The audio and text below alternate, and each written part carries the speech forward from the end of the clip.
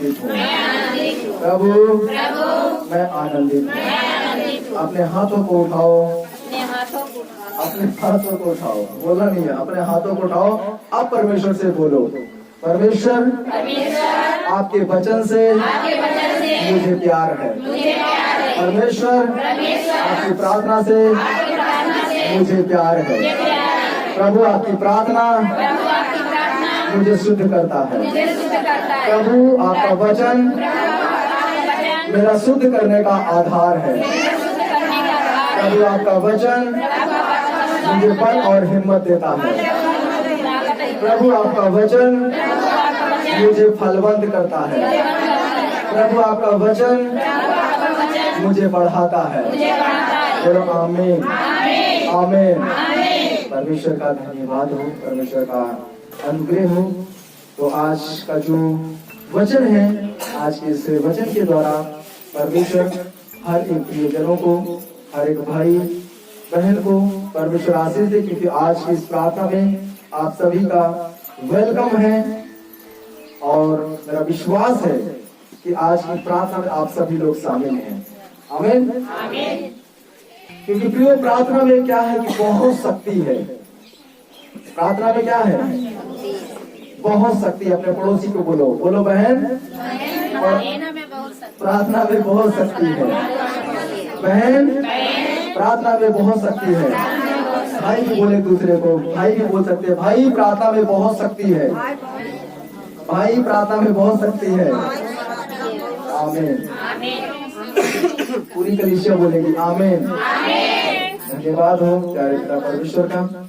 आपको मालूम है, जो काम आपका हमेशा असंभव लगता होगा, प्रार्थना के साथ अगर आप वो काम करेंगे तो वो काम आपका संभव हो जाएगा।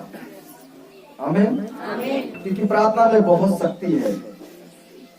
प्रतिज्ञा की जो भी काम करना है प्रार्थना के साथ करो।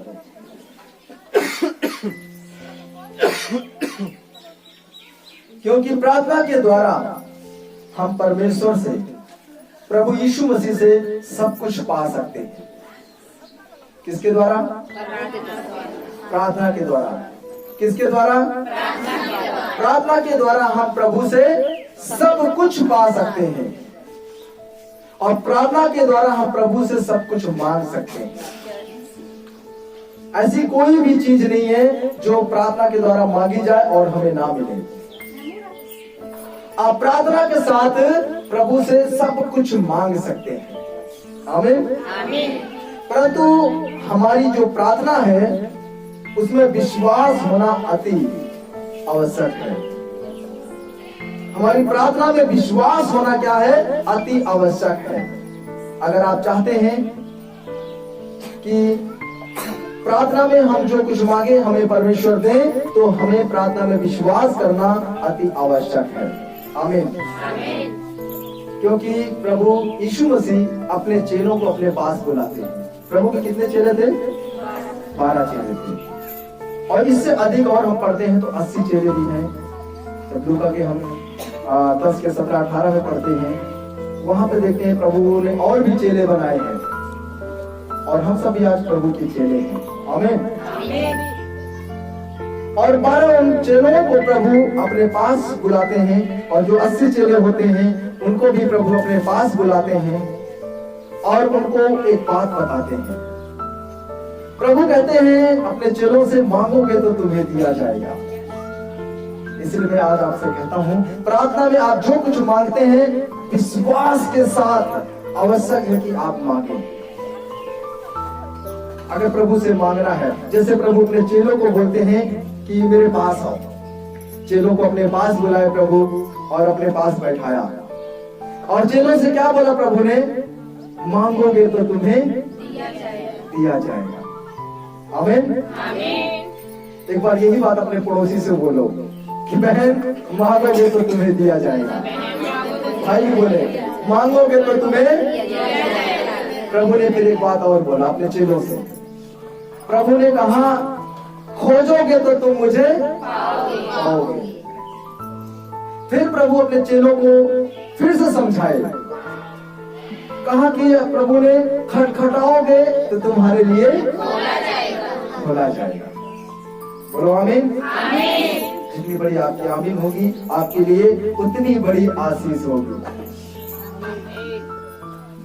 एक बार सब लोग हाथ उठाएं, प्रभु बोलो, एक सभी लोग मेरे साथ बोलेंगे, प्रभु आपका वचन मेरे शुद्ध करने का आधार है। प्रभु आपका वचन मेरे जीवन को बदलने का आधार है। प्रभु आपका वचन मुझे ऊंचा करने का मेरे लिए आधार है। प्रभु आपका वचन हमें साहस देता है, हमें हिम्मत देता है, हमें बल देता है। बोलो आमीन, आमीन।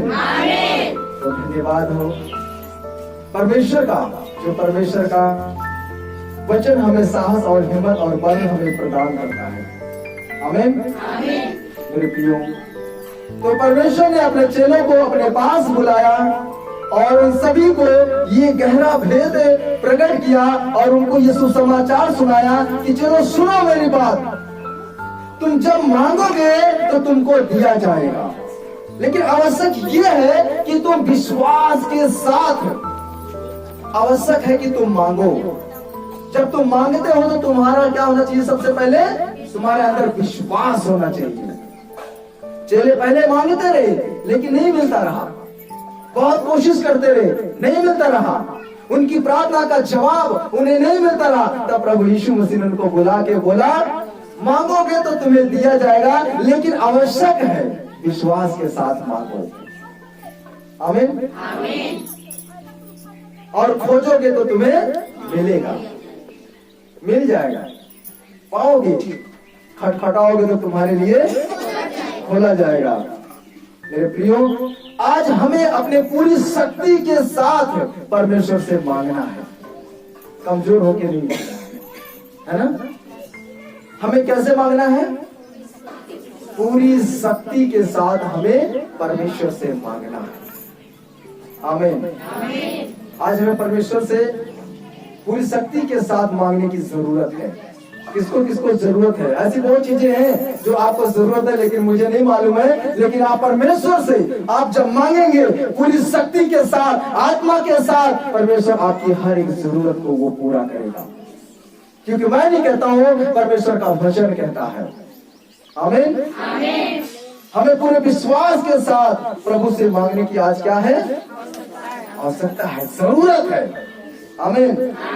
क्योंकि लिखा है याकूब 1:6 में, आप पढ़ सकते हैं।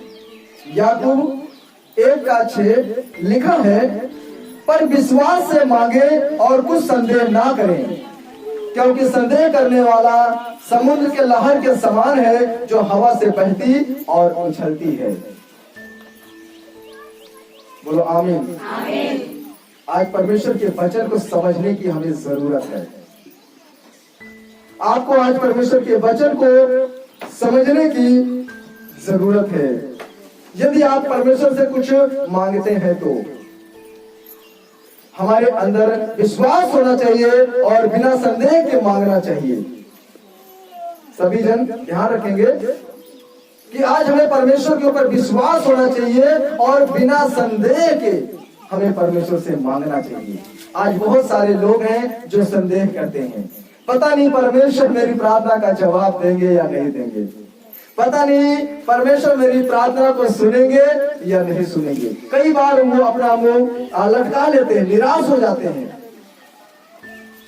लेकिन परमेश्वर कहता है कि नहीं, जब तू मांगता है तो विश्वास के साथ मांग, तेरे अंदर ये संदेह ना आने पाए। आमीन। अगर तू मांगता है तो संदेह मत करना। इसीलिए प्रभु यीशु मसीह ने अपने चेलों को बुलाकर कहा, मांगोगे तो तुम्हें दिया जाएगा, लेकिन तुम्हारे अंदर क्या नहीं होना चाहिए? संदेह नहीं होना चाहिए। क्या नहीं होना चाहिए? संदेह नहीं होना चाहिए। आमीन। मांगोगे तो तुम्हें दिया जाएगा, लेकिन संदेह नहीं होना चाहिए। संदेह करने वाला क्या है? समुद्र के लहर के समान है, जो हवा में आती है, उछलती है और बह जाती है, उछलती है और बह जाती है। आपका भी ऐसे ही होगा। अगर आपके अंदर संदेह होगा तो, आपको लगेगा परमेश्वर ने मेरी प्रार्थना को सुना है, फिर थोड़ी देर के बाद आपको लगता है परमेश्वर ने मेरी प्रार्थना को नहीं सुना है। फिर थोड़ी देर में आपको लगेगा परमेश्वर मेरी प्रार्थना का जवाब देंगे, लेकिन थोड़े दिन के बाद आपको लगता है कि परमेश्वर मेरी प्रार्थना का जवाब नहीं देंगे। क्योंकि हमारा विश्वास क्या है? संदेह के समान है, जो समुद्र में लहर के समान है। हवा आती है, बहता है, उछलता है और लौट जाता है। आमीन। मेरे प्रियो, हमारे अंदर विश्वास होना चाहिए और बिना संदेह के हमें मांगना चाहिए। आमीन। आज पूरी शक्ति के साथ हमें प्रभु से, अपने परमेश्वर से मांगना है। क्योंकि हम देखते हैं बाइबल में एक बहन है जिसका नाम एस्तेर है। यहूदियों के ऊपर एक ऐसा नियम निकाला गया कि इन सभी को इस देश से मारना है, काटना है, भगा देना है, खत्म कर देना है। अब वहां के यहूदी लोग परेशान हो गए कि ये राजा, हमने ये क्या निर्णय ले लिया, हम सब लोग कहां जाएंगे, हमारे बच्चे कहां जाएंगे, हम तो बेघर हो जाएंगे, अब हमारा कौन होगा। ये तो हमारे ऊपर बहुत बड़ी समस्या आ गई है, ये तो हमारे लिए बहुत पीड़ादायक हमारे लिए दिन है, ये हमारे लिए बड़ी मुसीबतों का दिन है। अब हम क्या करें? राजा के सामने हम जा नहीं सकते, हमारे अंदर इतनी हिम्मत नहीं है कि हम राजा से बात कर सके। परंतु राजा ने बोला था जो मेरे पास डायरेक्ट आएगा मिलने के लिए, मैं उसकी गर्दन कटवा दूंगा। किसी में अभी हिम्मत नहीं हो रही है कि हम राजा के पास को जाके उस राजा से बात कर सके, क्योंकि राजा ने एक बात बोली है, कोई मेरे पास अगर डायरेक्ट आएगा तो मैं क्या करूंगा? उसका सर कटवा दूंगा। ये बड़ी समस्या है, ये बहुत बड़ी परेशानी है। अब उनको सारे दरवाजे बंद लग रहे हैं, अपने इस दुख भरे दिन से निकलने का कोई रास्ता नजर नहीं आ रहा है। इस दुख से हम कैसे बाहर आएंगे उनको कुछ समझ में नहीं आ रहा है। ऐसी कई बार हमारे साथ भी होता है।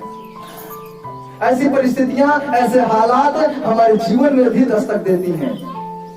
हमें नजर नहीं आता कुछ, हम क्या करें? इस मुसीबत का, इस समस्या का समाधान कैसे होगा, हमारे साथ कौन खड़ा होगा? सारे दरवाजे हमें बंद नजर आते हैं।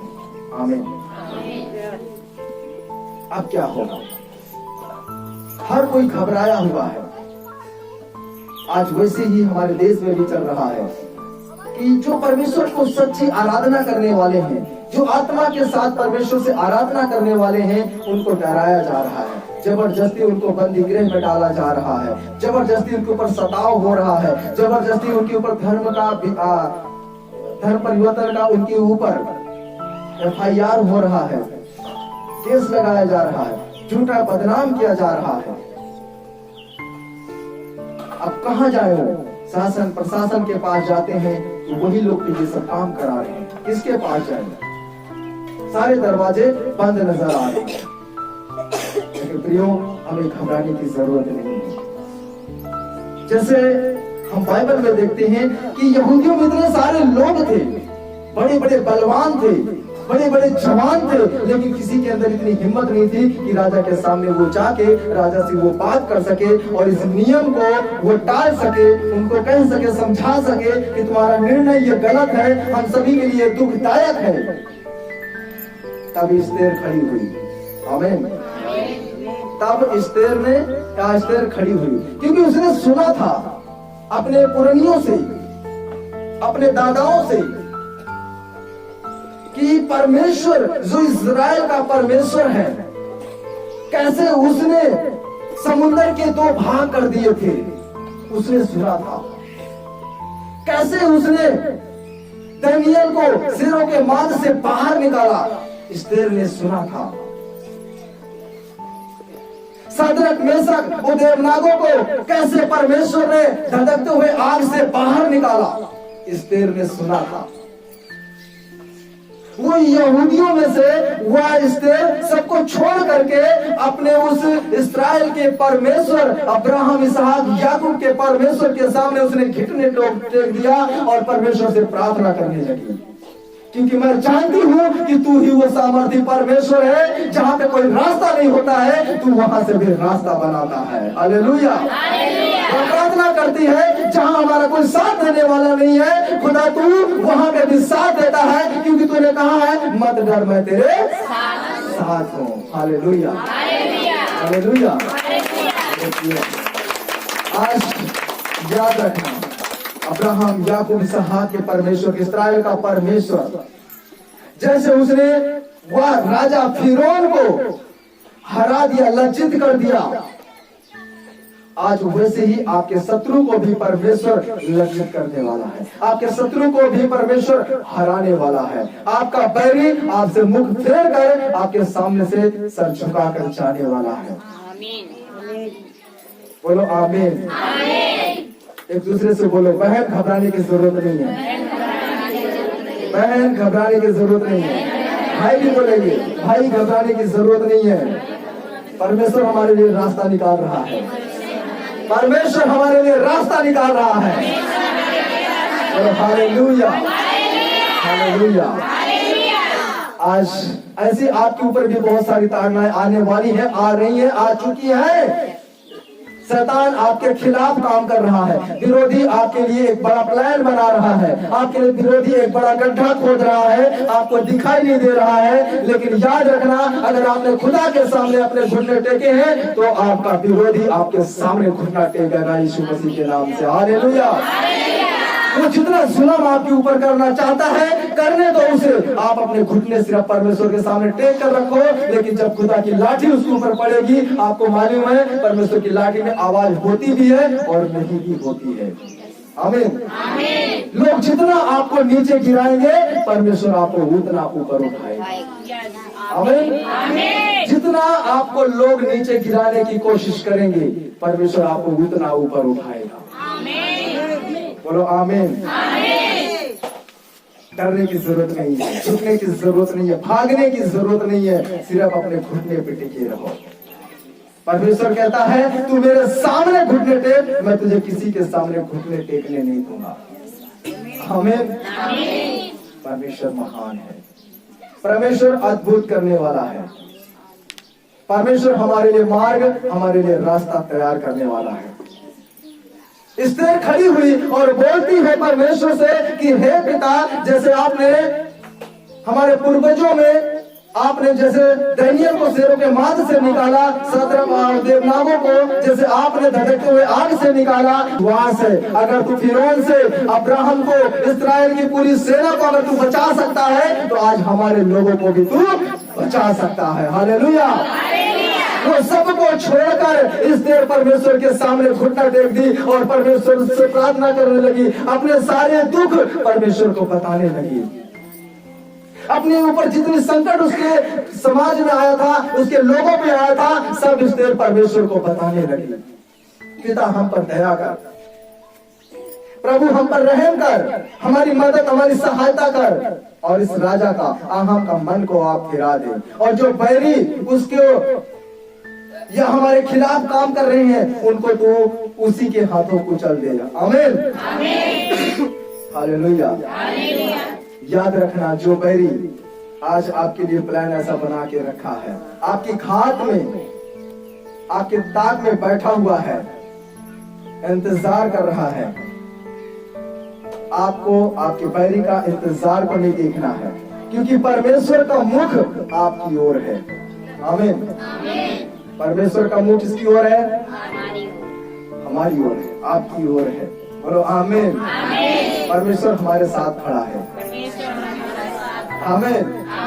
मेरे प्रियो, जब इस तरह प्रार्थना करने लगती है परमेश्वर से, पहले कमजोर होती है कि मैं राजा के सामने कैसे जाऊं, फिर बोलती है प्रभु मुझे हिम्मत दे कि मैं राजा से जाके बात कर सकूं, प्रभु मुझे साहस दे ताकि मैं राजा से जाके बात कर सकूं,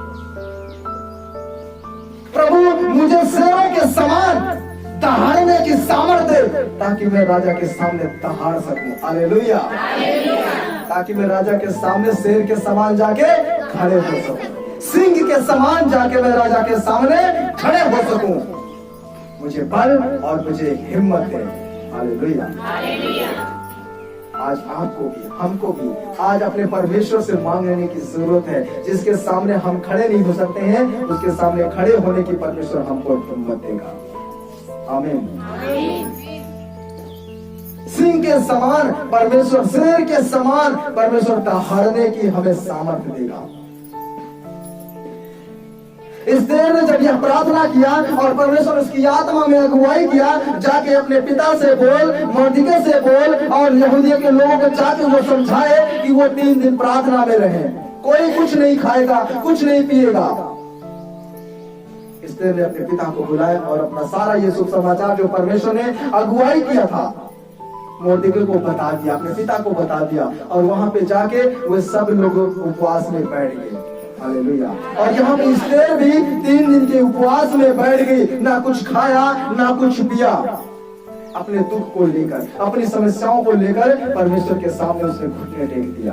प्रभु तू ही मुझे इस दुख से निकाल सकता है, इन समस्याओं से प्रभु तू ही मुझे यहाँ से बाहर निकाल सकता है।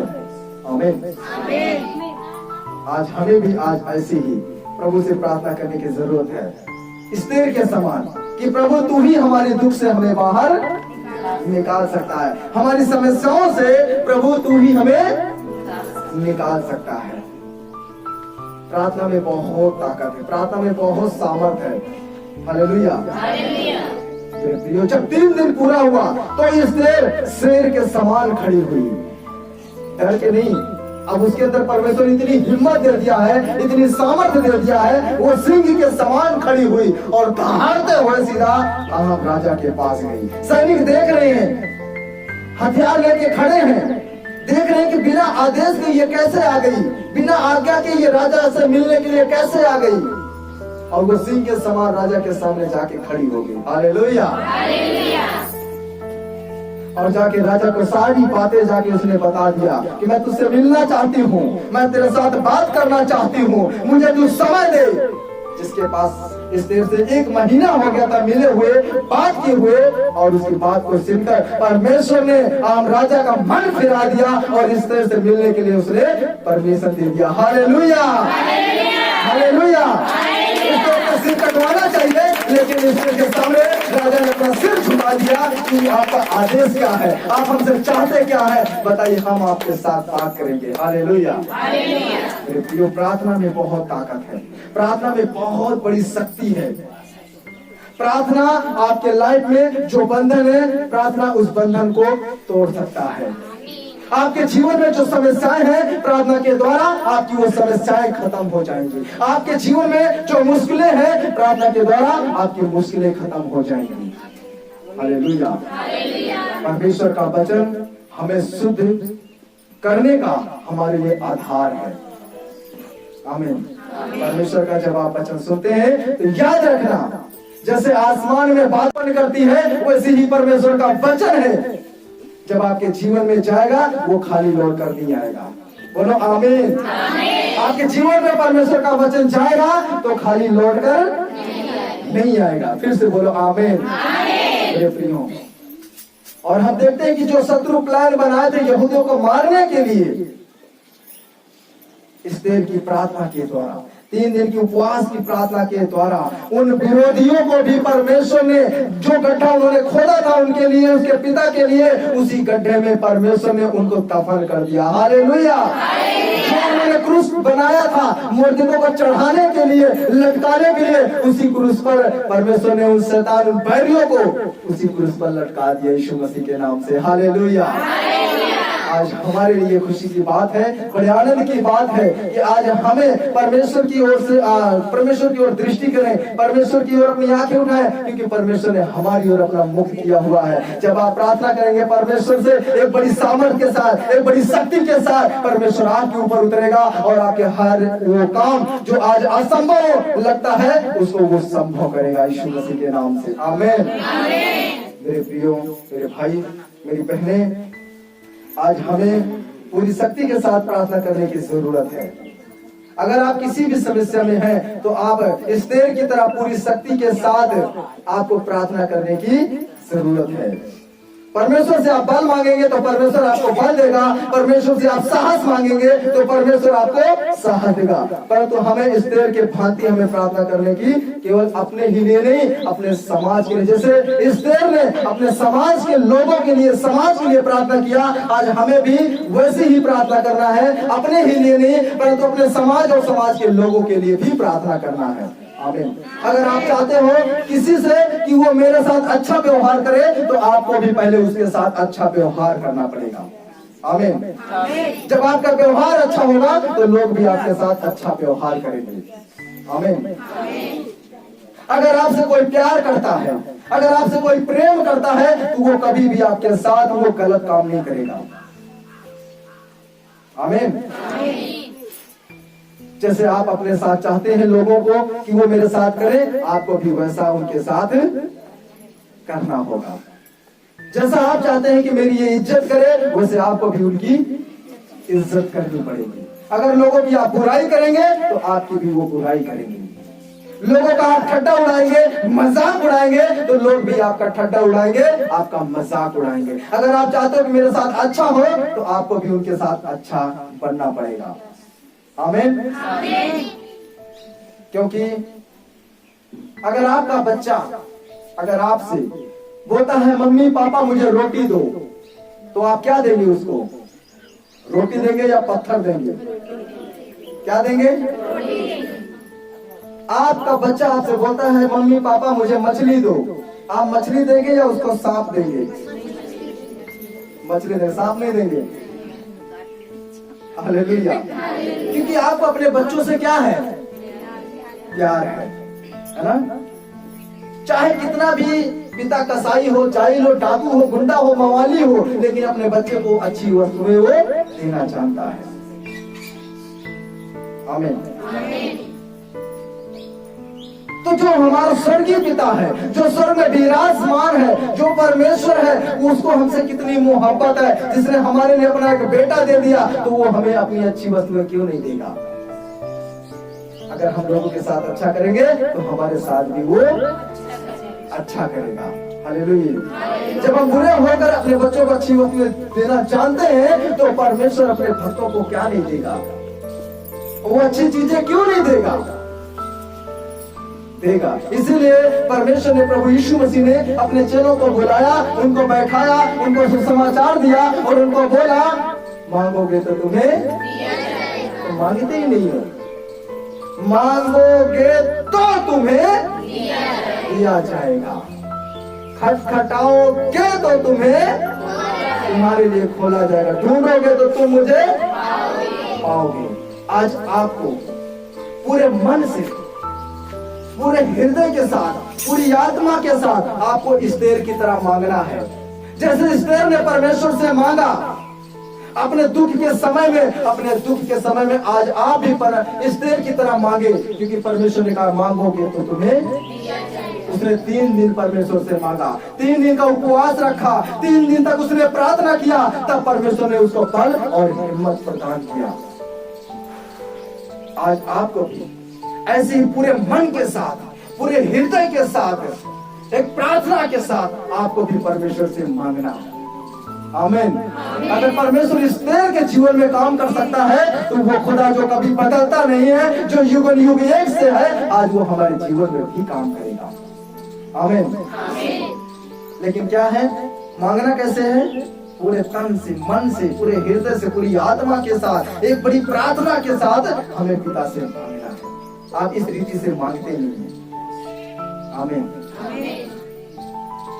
परमेश्वर ने कहा ढूंढोगे तो तुम मुझे पाओगे। कई बार ऐसा होता है हम प्रार्थना करते रहते हैं लेकिन हमें मिलता नहीं है, उसका जवाब नहीं मिलता है। और लिखा ढूंढोगे तो तुम पाओगे, यानी कि खोजोगे तो तुम्हें मिलेगा। हम कई बार देर लगती है खोजने में। कोई चीज हमारी अगर खो जाए तो कई बार हम उसको यहाँ ढूंढते हैं, वहां ढूंढते हैं। वहां भी गए थे घास छीलने के लिए, हो सकता वहां गिरी हो मेरी अंगूठी, हो सकता कचरा बहाया था, वहां भी जाके ढूंढते हैं। कई बार ऐसा होता है हमारे जीवन में, कोई हमारी कीमती चीज खो जाती है और हम बहुत ढूंढते हैं, यहाँ ढूंढते हैं, वहां ढूंढते हैं, फिर याद करते हैं कहाँ कहाँ गए थे, किससे किससे मिले थे, उससे जाके मिलते, उससे बात करते, मेरी अंगूठी क्या किसी को मिली है, क्या तुमको मिली है? ऐसा होता है कि नहीं? कभी आपके जीवन में हुआ, किसी के जीवन में हुआ ऐसा? प्रभु ने कहा ढूंढोगे तो तुम पाओगे। हम सोचते हैं बस गए खोले जल्दी से मिल जाए। प्रभु कहता है ढूंढोगे तो तुम पाओगे। आज हमें खोजने की जरूरत है। आज हम सबको परमेश्वर को खोजने की जरूरत है।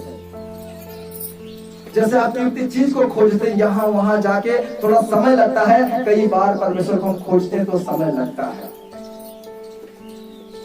और आपको जैसे ही लगता है कि समय ज्यादा हो गया, आप निराश होने लगते हैं, आप उदास होने लगते हैं, आप परेशान होने लगते हैं। यहाँ कुछ नहीं बनेगा, नहीं मिलने वाला है कुछ यहाँ पे। परमेश्वर ने कहा खोजोगे तो मिलेगा। धीरज रखो, भरोसा रखो, थोड़ा विश्वास रखो, सब्र रखो, मिलेगा। लेकिन खोजोगे तब तो मिलेगा ना। 1 मिनट खोजा, बस हो गया, छोड़ो। 2 मिनट खोजा, हो गया, छोड़ो। 2-3 दिन खोजा, नहीं मिला, चलो चलते यहाँ से, हटाओ, है ना? लेकिन परमेश्वर ने ऐसा नहीं कहा। परमेश्वर ने अपने चेलों को बुलाया और कहा खोजोगे तो तुम्हें मिलेगा। आज हमें खोजने की जरूरत, जब तक नहीं मिलता है ढूंढो। परमेश्वर ने कहा मिलेगा, खोजो उसको। परमेश्वर ने हमसे प्रतिज्ञा की है मिलेगा। क्योंकि हम बात करते हैं, हमारी बात झूठी हो सकती है, हम लोगों को वचन देते हैं, हमारा वचन झूठा हो सकता है। लेकिन परमेश्वर ने कहा है आकाश टल जाएगी, पृथ्वी टल जाएगी, लेकिन मेरी बातें कभी नहीं टलेंगी। खोजोगे तो तुम्हें, खोजो, ढूंढो, पाओगे। परमेश्वर ने कहा खटखटाओ तो तुम्हारे लिए खोला जाएगा। खटखटाओ, जाओ। एक दिन देखो आप, अच्छा कुंडी लगी है, कोई नहीं है, नहीं, आप खटखटाओ, जाके कोशिश करो, नहीं खुला। दूसरे दिन फिर आओ, फिर खटखटाओ, नहीं खुला। तीसरे दिन फिर आओ, फिर खटखटाओ। परमेश्वर ने कहा खटखटाओगे तो तुम्हारे लिए खोला जाए। आज खटखटाने की जरूरत है। परमेश्वर सभी से प्रेम करता है, सबके लिए वो द्वार खोलेगा। लेकिन खुदा कहता है तुम जैसे आगे खटखटाना चाहिए, तुम खटखटाते नहीं। मैं तो इंतजार कर रहा हूँ, मैं तुम्हारे प्रेम को देख रहा हूँ, तुम कितनी बार आते हो खटखटाने के लिए, तुम्हें कितनी मोहब्बत है मुझसे, कितने दिन आते हो खटखटाने के लिए। परमेश्वर इंतजार कर रहा है, आपके प्रेम को वो देख रहा है, आपकी मोहब्बत को वो देख रहा है। आप अगर खटखटाओगे तो द्वार खोलेगा। भले आज बंद किया हुआ है, कल बंद किया हुआ है, लेकिन नरसों परसों जरूर आपके लिए वो द्वार खोलेगा। क्योंकि परमेश्वर ने ये प्रतिज्ञा की है, खटखटाओ तो तुम्हारे लिए खोला जाएगा। आमीन। प्रभु यीशु मसीह के नाम में की। आज हमें क्या करना है? क्या करना है? खटखटाना है। विश्वास रखें, परमेश्वर हमारे लिए जरूर द्वार को खोलेगा। आमीन। आइए इस्तेर हम पढ़ेंगे 4 का 16 और 17। इस्तेर 4 का 16 और 17। Thank you Lord. इस वचन को आप पढ़ लें। परमेश्वर इस वचन के साथ आपको सामर्थ देगा, क्योंकि जब आप बाइबल उठाते हैं तो परमेश्वर आपको उठाता है। बोलो आमीन। Thank you Lord, thank you Jesus.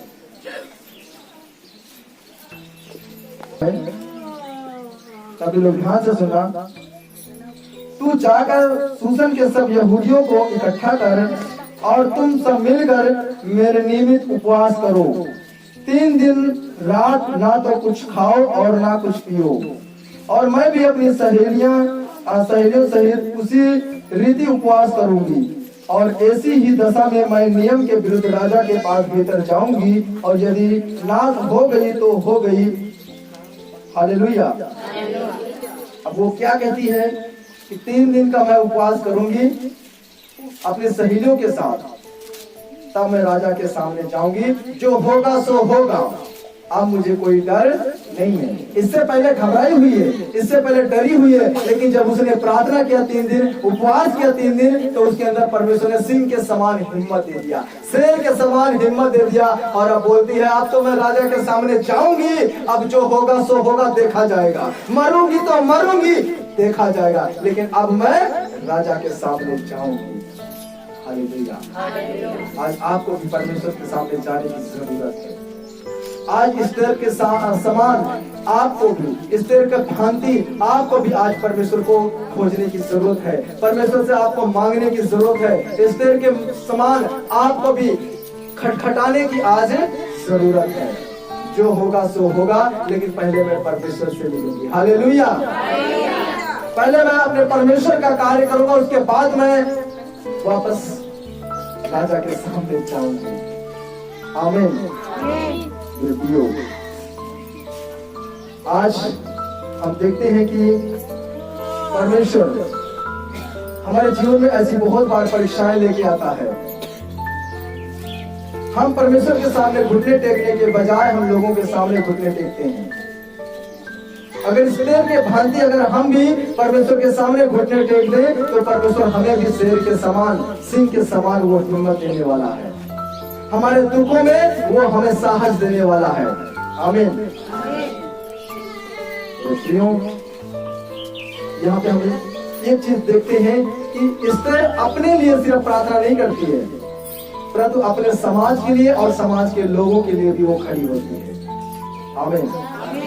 आज हमें भी अपने ही लिए प्रार्थना नहीं करना है, परंतु अपने लिए और अपने समाज के लोगों के लिए भी प्रार्थना करना है।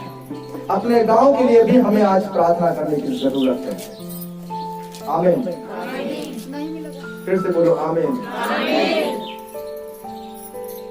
हम परमेश्वर से आत्मविश्वास के साथ मांग सकते हैं, आत्मविश्वास के साथ हम परमेश्वर को खोज सकते हैं, आत्मविश्वास के साथ हम परमेश्वर के द्वार को खटखटा सकते हैं।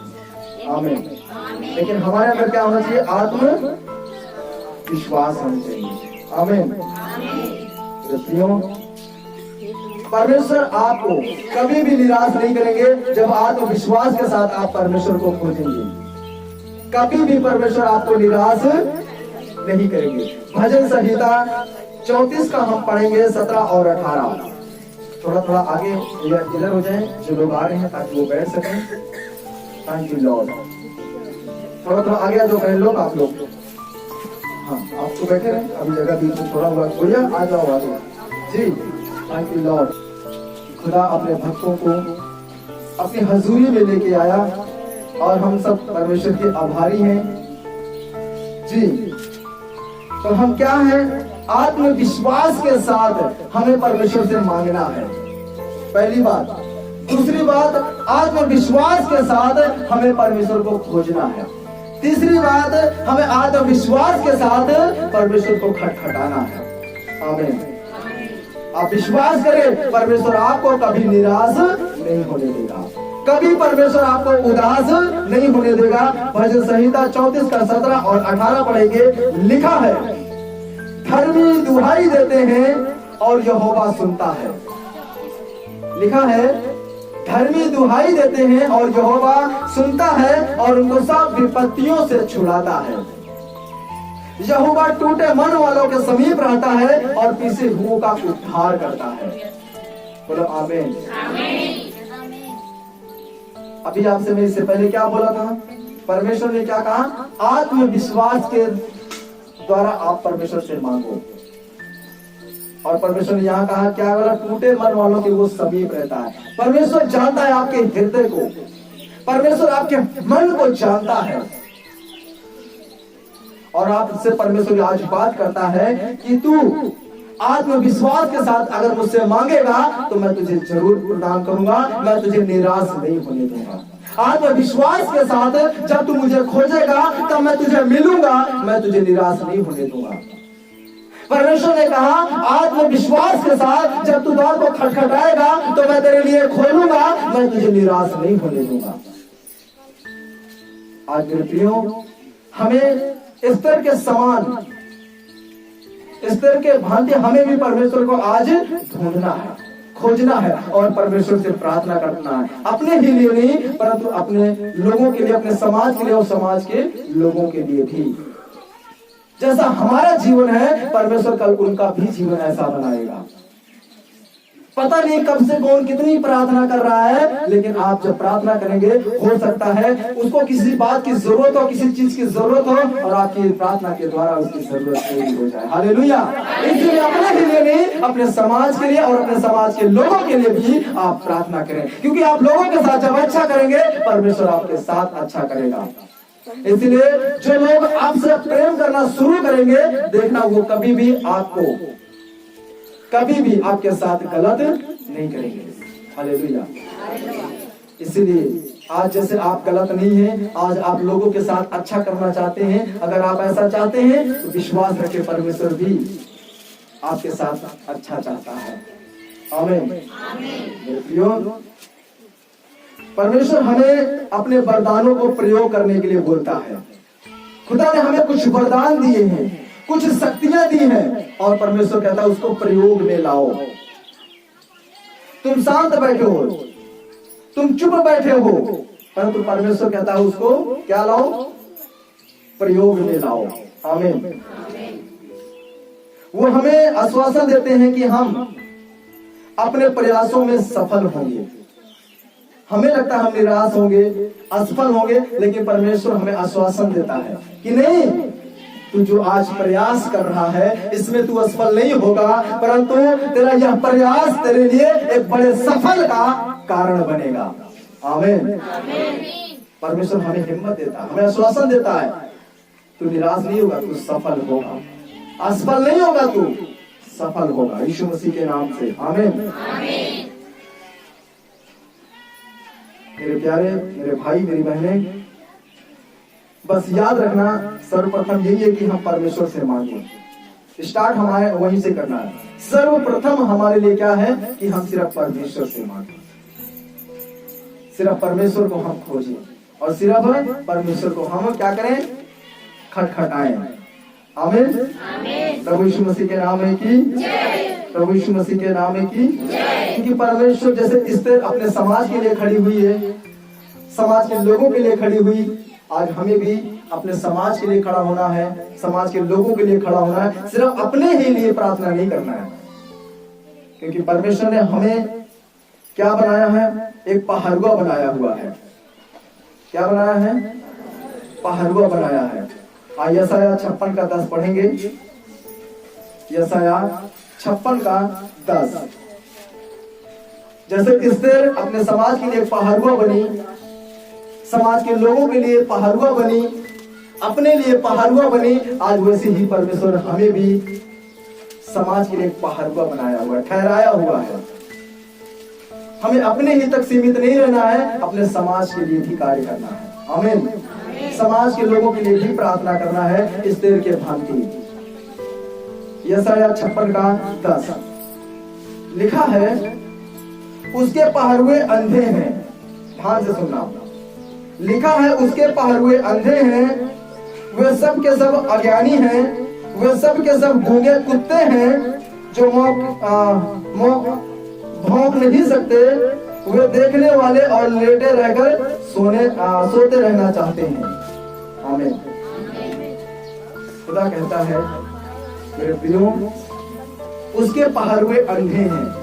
आज बहुत सारे लोग हैं जो सिर्फ अपने लिए प्रार्थना करते हैं, सिर्फ उनको अपनी चिंता है, अपने पड़ोसी की चिंता नहीं है, अपने समाज की चिंता नहीं है, अपने समाज के लोगों की चिंता नहीं है। परमेश्वर कहता है उसके पहरुए अंधे हैं। परमेश्वर कहता है वो अज्ञानी है, उनके अंदर ज्ञान नहीं है, उनके अंदर समझ नहीं है, उनके अंदर बुद्धि नहीं है, वो अज्ञानी है।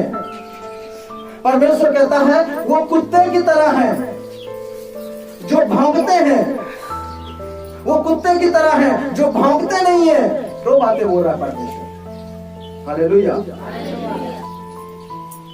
मेरे प्रियो, एक कुत्ते का उदाहरण परमेश्वर हमें दे रहे हैं।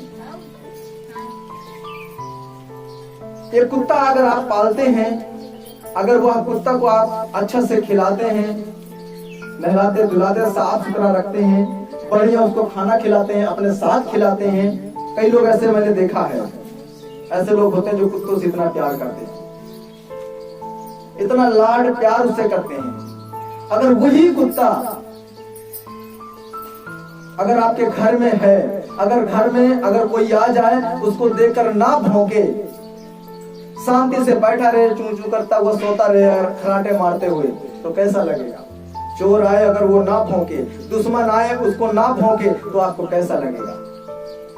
इतना मेहनत इसके ऊपर किया, इतना खिलाया पिलाया, सब व्यर्थ है, सब बेकार है, कोई मतलब नहीं रहा।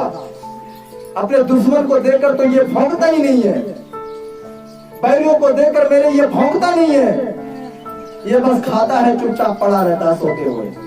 अच्छा लगेगा? क्या करोगे उस कुत्ते का? रहने दोगे कि कोशिश करोगे हटाओ इसको, भगाओ यहाँ से? अच्छा अच्छा खिला रहे थे, अब अच्छा अच्छा खिलाओगे कि छोड़ो इसको, अब नहीं, हड्डी नहीं खिलाना अब इसको, है ना? रोटी राटी जो बचेगी अब खिला देंगे, वही जूठा मूठा जो बचेगा वही खिलाएंगे, किसी काम का नहीं है ना?